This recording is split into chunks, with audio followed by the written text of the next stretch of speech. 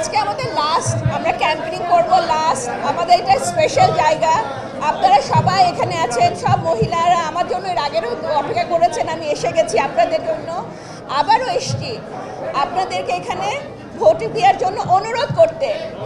আমি আপনাদের কাছে, ভোট আপনাদের একটা অধিকার, আপনাদের রাইট, সেটা আপনারা বুঝে শুনে দিবেন।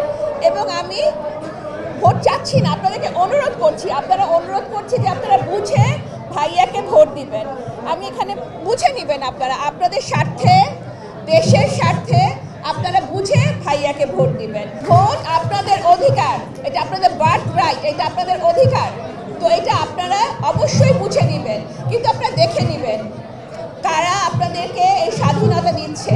আমার বাড়িতে আমরা সব মেয়েদের ইন্ডিপেন্ডেন্স চাই, তাদের অধিকারের জন্য ফাইট করছি। আপনারা দেখবেন ভাবি, জেইমা, আমরা সবাই মহিলাদের জন্য অলরেডি কাজ করা শুরু করেছি। এবং আমরা চাইও, আমার 2 মেয়ে, ভাবির 1 মেয়ে, তো আমরা সবাই মেয়ের অধিকার চাই, মেয়ের নিরাপত্তা চাই, মহিলাদের।